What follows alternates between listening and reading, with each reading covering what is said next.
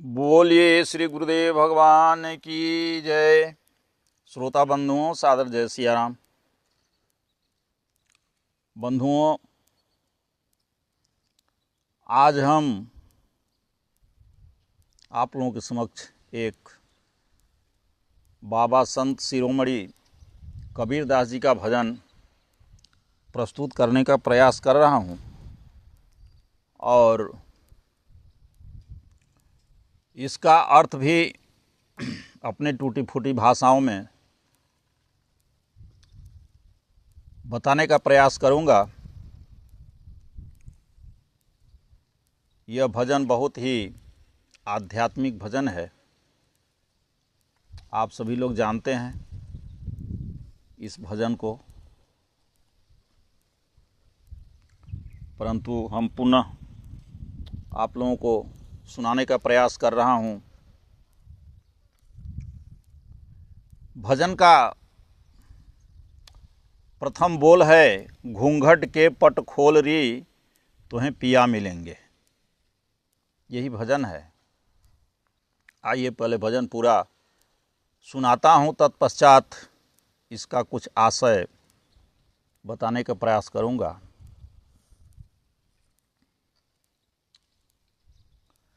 ओम गुरु ब्रह्मा गुरु विष्णु गुरुदेवो महेश्वर गुरु साक्षात् परब्रह्म तस्मै श्री गुरुवे नमः। घूंघट के पट खोल री तुम्हें पिया मिलेंगे। घूंघट के पट खोल री तुम्हें पिया मिलेंगे। घट घट रमता राम रमैया कटुक बचन मत बोल री तुम्हें पिया मिलेंगे। धन यौवन का गर्बन कीजे, धन यौवन का गर्बन कीजे। झूठा पच रंग चोल री तुम्हें पिया मिलेंगे। घूंघट के पट खोल री तुम्हें पिया मिलेंगे। सुन महल में दीप जला कर आसन से मत डोल रे तुम्हें पिया मिलेंगे। जोग जुगुती सो रंग महल में पिया पायो अनमोल रे तुम्हें पिया मिलेंगे। कहत कबीर आनंद भयो है, कहत कबीर आनंद भयो है। अनहद अनहद बाजत ढोल री तुम्हें पिया मिलेंगे। घूंघट के पट खोल री तुम्हें पिया मिलेंगे। घूंघट के पट खोल री तुम्हें पिया मिलेंगे। आइए इस भजन का कुछ सारांश पर चर्चा करने का प्रयास कर रहा हूँ। आप स्त्री हो चाहे पुरुष, भजन शरीर नहीं करता। शरीर तो रहने का मकान है, वस्त्र है। भजन आपसे हो या माताओं से, जब कभी किसी से भजन हुआ तो उनमें एक इष्टोन्मुखी लगन जागृति हुई जो भजन करा लेती है। इसलिए संत कबीर इस पद में उसी लौ रूपी लड़की को, अंतर मन को संबोधित करते हुए अनादिकाल से माता अनुसुईया, माता मदालसा, सप्तऋषि सनकादि, महर्षि वशिष्ठ, विश्वामित्र, वाल्मीकि इत्यादि जितने कबीर, सूर, तुलसी, मीरा तथा हमारे गुरु महाराज श्री परमानंद परमहंस जी जितने भी हुए हैं, किसी से भजन पार लगा है तो स्टोनमुखी प्रवृत्ति जागृत हुई, वही भजन कराती है। हम सब की लगन भी लग जाएगी जब मन निर्मल हो जाएगा। गोस्वामी जी कहते हैं, निर्मल मन जन सो मोह पावा, मोहि कपट छल छिद्रन भावा। निर्मल मन वाला जन ही मुझे प्राप्त करता है, मुझे छल कपट अच्छा नहीं लगता। फिर भी जीव छल कपट करता ही है, क्योंकि उसमें विगत जन्मों के संस्कार भरे पड़े हैं। छल कपट करना उनका पुराना अभ्यास है। परम पावन अवस्था में होने पर भी माता सती ने भगवान शंकर से कपट किया। माता सती और भगवान शंकर का आख्यान आप सभी लोग जानते हैं कि माता सती ने जब भगवान श्री राम का परीक्षा ली तो आकर के भगवान भोलेनाथ से झूठ बोला, मैंने परीक्षा नहीं ली। इसी के दंड स्वरूप उन्होंने यज्ञ कुंड में अपना प्राण की आहुति देना पड़ा। तो यह कपट ही बहुत बड़ा भगवत प्राप्ति में बाधक है। आइए भजन के आशय पर चलते हैं। कबीर साहब कहते हैं, घूंघट के पट खोल री तुम्हें पिया मिलेंगे। घट कहते हैं हृदय को, लेकिन हृदय में माया के मल आवरण बिछे पर्दे पड़े हैं। जन्म जन्मांतर का संस्कार रील के रूप में पड़ी हुई है। उस पर्दे को खोलें, तुम्हें प्रियतम का साक्षात दर्शन हो जाएगा। संत कबीर ने अपने आराध्य देव को साईं, प्रियतम, पति, पियु, पिया कहकर संबोधित किया, जिन्हें प्राप्त कर लेने के पश्चात इस जीवात्मा की प्यास सदा सदा के लिए मिट जाती है। कुछ भी पाने के लिए शेष नहीं रहता। ईश्वर ही बच रहता है, आगे कोई सत्ता ही नहीं कि ढूंढे। उस समय यह आत्मा पूर्ण तृप्त स्थिति वाला हो जाती है, जीव की प्यास मिट जाती है। इसलिए पिया कहकर संबोधित किया। साईं का आशय स्वामी मालिक होता है। प्रिय उत्तम से प्रियतम, प्रीति के सर्वोपरि आश्रय ईश्वर है, वही एक शाश्वत सार है। उनसे संबंध जुड़ जाने के बाद कभी उनसे बिछो नहीं होता। संसार से प्रेम और बिछो तो होता ही रहता है, किंतु ईश्वर पथ में बीच का नाश नहीं होता। भगवान श्री कृष्ण गीता में अर्जुन को समझाते हुए कहते हैं कि अर्जुन, इसका स्वल्प थोड़ा अभ्यास भी जन्म मृत्यु के महान भय से उद्धार करने वाला होता है।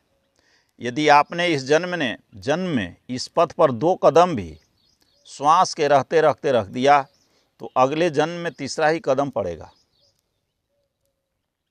और 2-4 जन्मों के अंतराल में वहीं पहुंच जाएंगे जिसका नाम परम गति परम धाम है।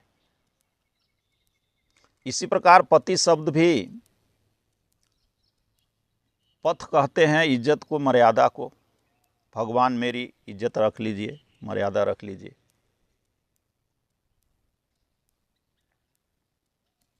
आज किसी को कोई 2 खरी खोटी सुनावे, उसका चेहरा लटक जाता है, इज्जत चली गई। शादी विवाह में लड़की वालों ने 2 पहिया वाहन देने के लिए कहा था और यदि नहीं दिया तो समधी का गर्दन लटक जाता है, उनका इज्जत चला जाता है। परंतु मृत्यु के पश्चात कोई लौटकर अपनी अर्जित मान, प्रतिष्ठा, पुत्र, प्रपत्र को देखने नहीं आता। यह जीवन जन्म और मृत्यु के बीच का एक पड़ाव है, किंतु आत्मा अविनाशी शाश्वत परम तत्व है, निर्लेप और निर्दोष है, जो आपका छिपा हुआ स्वरूप है। ऐसे निर्दोष स्वरूप के होते हुए भी बारंबार अनंत योनियों का भ्रमण इस दयनीय दशा से जीव को उबार कर उसे शाश्वत सम स्थिति प्रदान कर देने में उसे मर्यादित स्वरूप प्रतिष्ठित कर देने में यदि कोई समर्थ है तो यह एक भगवान है। इसलिए आराध्य को संत कबीर ने पथ रखने वाला पति कहकर संबोधित किया। कालांतर में लोगों ने इस पावन शब्द को लोक जीवन में पति पत्नी के रूप में ले लिया। इस आदर्श शब्द के बहाने भगवान का स्मरण बना रहे। पति शब्द के और भी गोस्वामी तुलसीदास जी ने बहुत ही रोचक ढंग से समझाया है।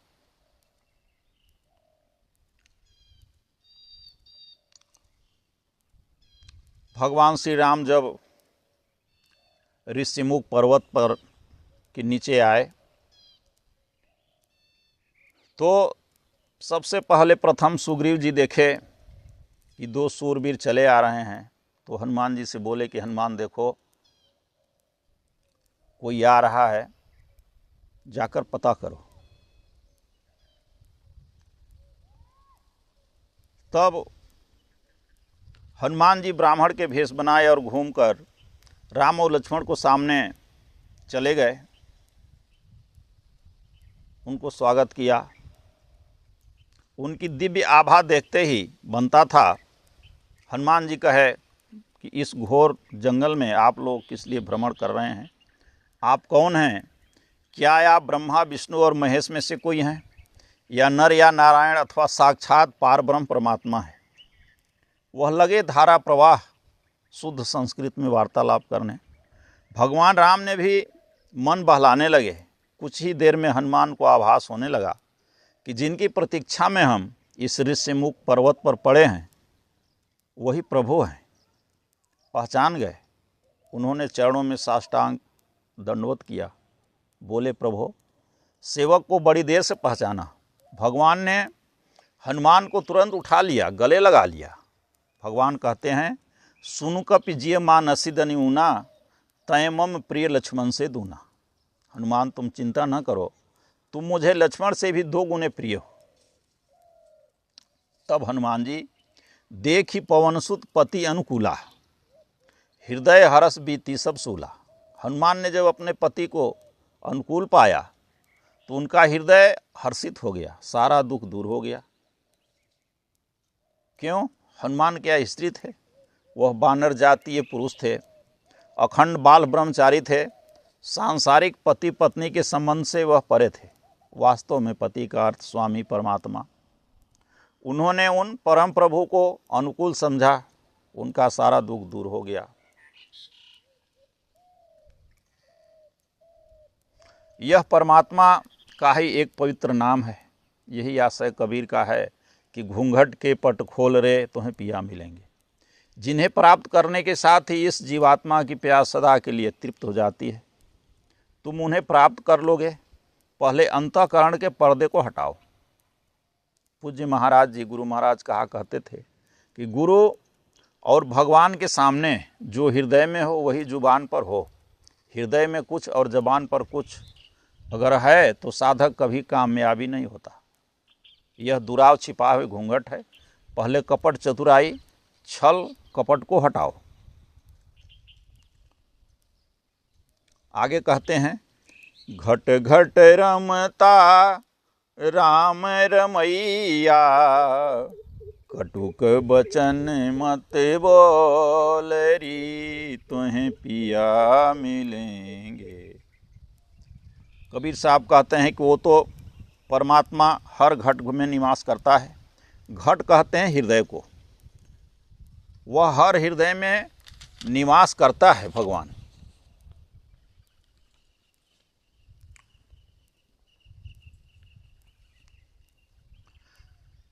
कहते हैं सब घट मेरा साइयाँ सुनी सेज न कोय, बलिहारी घट जासुकी जा घट प्रगट होए। सबके हृदय में मेरे साईं का निवास है। एक भी हृदय का आसन उससे रिक्त नहीं है। तब तो हमें सबको नमन करना चाहिए। कबीर कहते हैं कि मैं उस घट को अपने आप को समर्पित करता हूँ जिस घट में वह प्रकट हो गए। जहाँ वह प्रकट हुए वह सद्गुरु हैं, वह महापुरुष हैं, अर्थात घट में वह प्रकट भी होते हैं। एक और पद में कहते हैं कबीर साहब कि एक राम घट घट में लेटा, एक राम दशरथ का बेटा, एक राम का सकल पसारा, एक राम सब जग से न्यारा। लगता है कबीर दास जी 4 राम का वर्णन कर रहे हैं, किंतु ऐसी कोई बात नहीं है। एक ही राम घट घट में है, होते होंगे हमारे किस काम के लिए, हमें मिले कैसे? तो कबीर कहते हैं कि एक राम दशरथ का बेटा। राम एक ही है, लेकिन वह दशरथ के बेटे हैं। 10 इंद्रियों की निरोधमय प्रवृत्ति ही दशरथ है। यही संकेत इस दोहे में भी है कि राम राम सब कोई कहे, दशरथ कहे न कोय, एक बार दशरथ कहे कोटि जन्म फल होए। सब राम राम कहते हैं, दशरथ कोई कहता ही नहीं। जबकि कोई एक बार दशरथ कह दे तो इतना बड़ा लाभ, फिर भी दशरथ कोई नहीं कहता। जपना भी नहीं चाहिए। कितना भी राम राम जपो, इसके लिए पूर्ण पुरुषार्थ बढ़ेगा, लेकिन 10 इंद्रियों की निरोधमय प्रवृत्ति के साथ, 10 इंद्रियों के संयम के साथ जो नाम आता है वो सीधा भगवान से जुड़ जाता है। कठोर उपनिषद में लिखा है कि शरीर एक रथ है, इंद्रियां घोड़े हैं, मन लगाम है, आत्मा रथी है। जब मन की लगाम रथी के हाथ में हो जाती है, यह इतना संयत हो जाता है कि जिधर आप ले चलना चाहें उधर ही चलेगा। 10 इंद्रियों का निरोधमयी प्रवृत्ति दशरथ है। विषयों में तो इंद्रियों, मन सहित इंद्रियों का निरोध होगा ही नहीं। आगे कहते हैं कि एक राम दशरथ का बेटा, एक राम का सकल पसारा। एक राम है, जो कुछ यावन मात्र जगत है उसी का प्रसाद है। भगवान श्री कृष्ण कहते हैं गीता में, अर्जुन मेरे तेज के अंश मात्र से सृष्टि का सृजन, पालन और परिवर्तन होता है।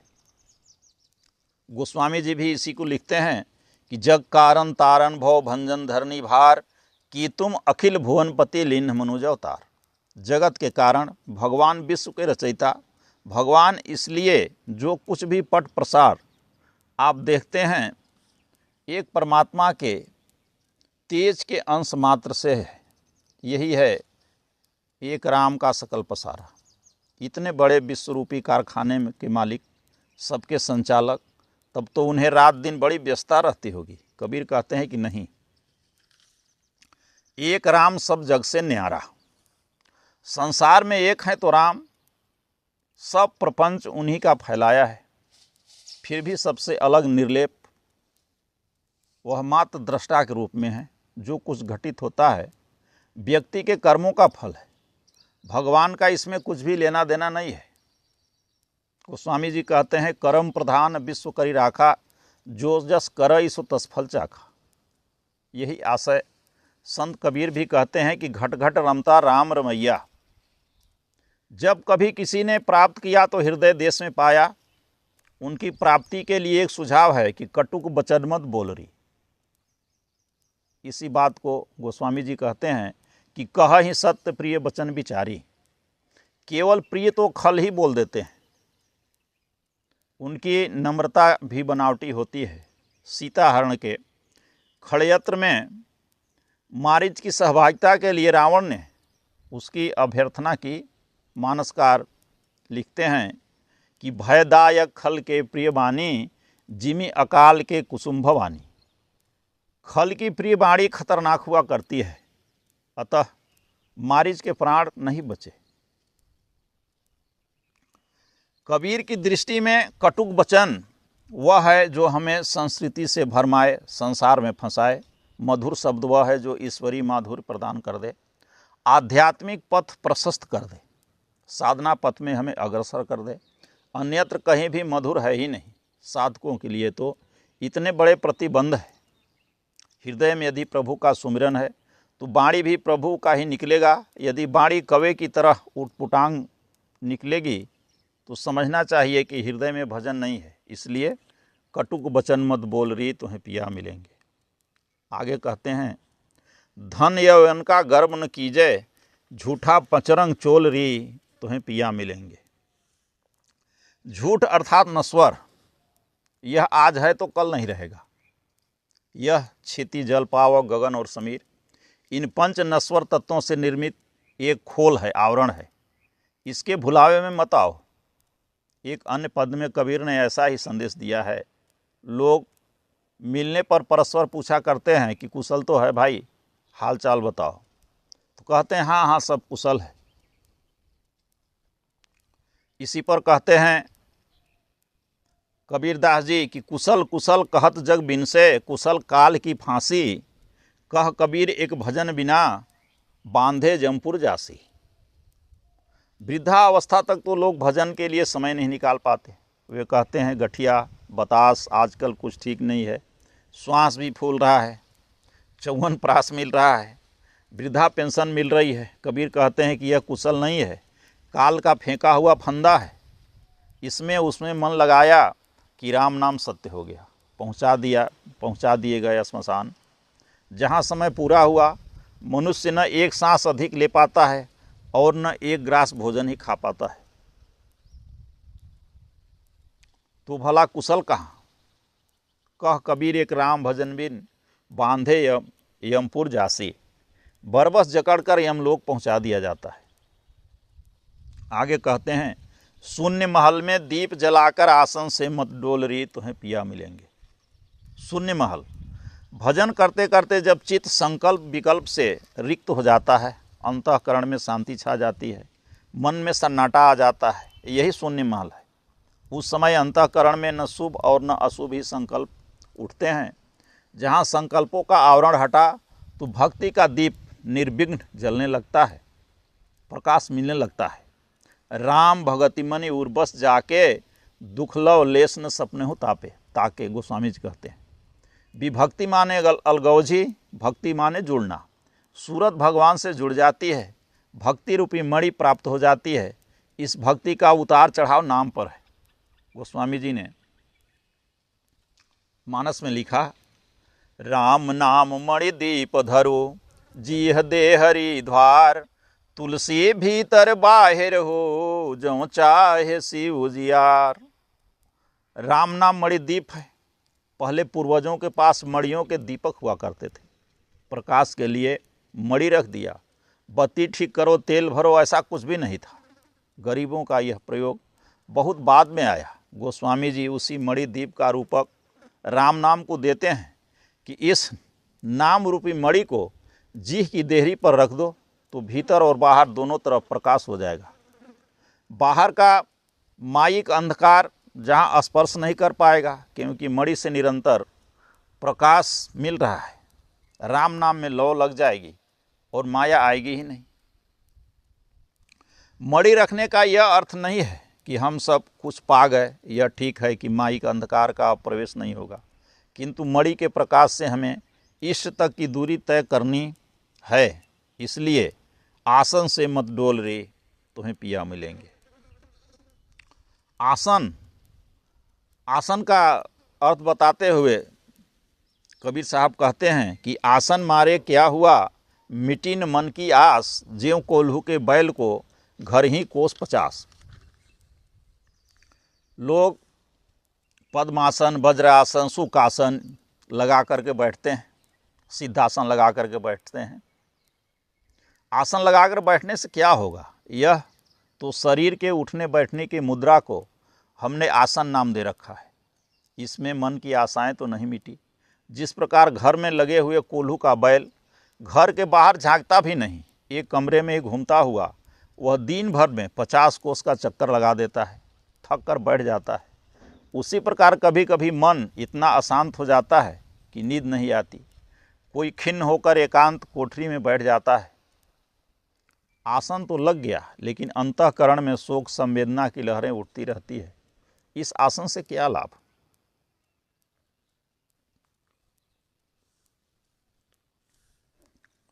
आसन स्थिर और सुखपूर्वक बैठने का नाम आसन है। चलचित्र देखने वाले भी सुखपूर्वक स्थित रूप से बैठते हैं।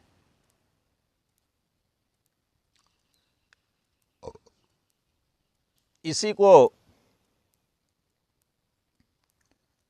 महर्षि पतंजलि अपने योग दर्शन में लिखते हैं, साधन पाद 2 के श्लोक 47 पर, कि यम और नियम अर्थात अहिंसा, सत्य, अस्तेय, ब्रह्मचर्य, परिग्रह, शौच, संतोष, तप, स्वाध्याय और ईश्वर प्राणिधान में जो हमारा प्रयत्न चल रहा है उसमें शिथिलता आ जाए, यह प्रक्रिया सहज होने लगे तथा अनंत एकमात्र परमात्मा में मन लगने के से आसन सिद्ध होता है। यदि शरीर के बाहरी आकार प्रकार का नाम आसन होता है तो परमात्मा में मन लगाने की क्या आवश्यकता है। यही कबीर कहते हैं कि मन जब संकल्प विकल्प से शून्य हो चले, वृत्ति जहाँ शांत प्रवाहित हुई, राम नाम रूपी मणि दीप प्रकाशित हो उठा, अब मणि कंठ से हटेगी ही नहीं, दीप जल गया तो आसन लग गया। यह आसन लगना ही पर्याप्त नहीं, तब तक निरंतर लगे रहे जब तक कि प्रभु संभाल न ले, वह लक्ष्य विदित न हो जाए। इस प्रकार लगे रहने का परिणाम आसन कहते हैं। आगे के पद में कहते हैं कि जोग जुगतिसो रंग महल में पिया पायो अनमोल री, तुम्हें पिया मिलेंगे। योग एक युक्ति है, एक कला है। पहले संस्कारों की भीड़ से भरा महल था।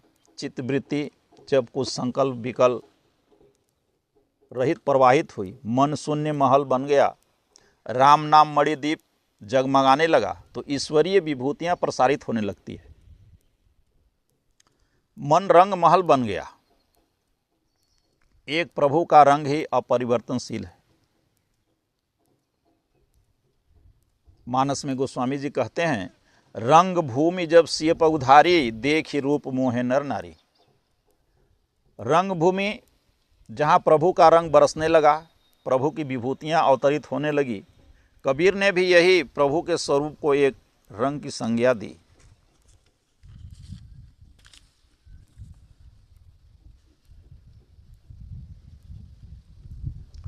अगले एक और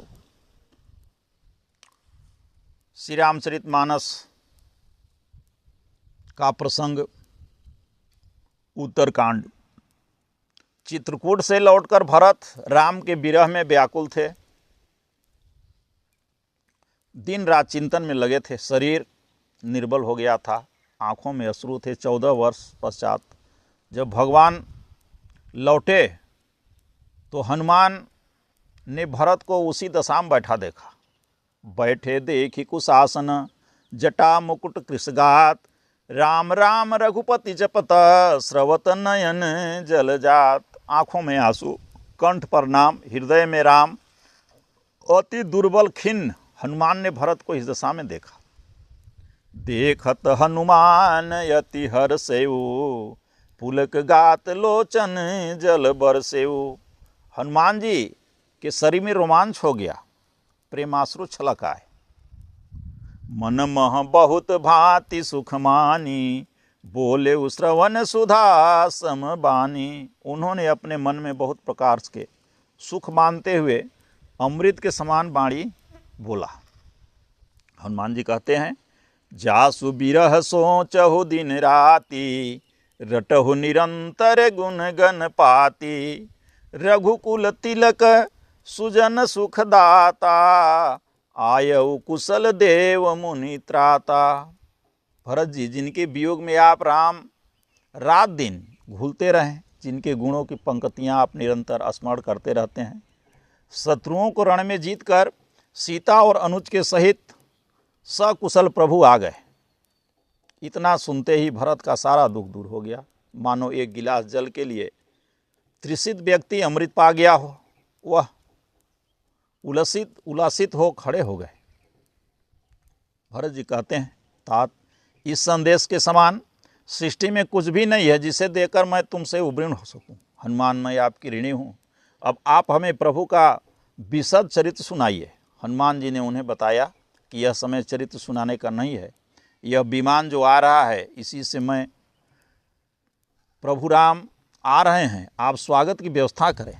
इसके पश्चात भरत कभी लौटकर नंदीग्राम की गुफा में नहीं गए और राम नाम नहीं जपा। प्रभु मिल गए तो सृष्टि में उनके मूल्यवान बचा ही क्या। पहले तो सृष्टि का कुछ मूल्य दिखाई पड़ रहा था, किंतु जहाँ उन प्रभु को अपना जाना, प्रकृति पुरुष का हाल जाना, तो भरत जी समर्पित होकर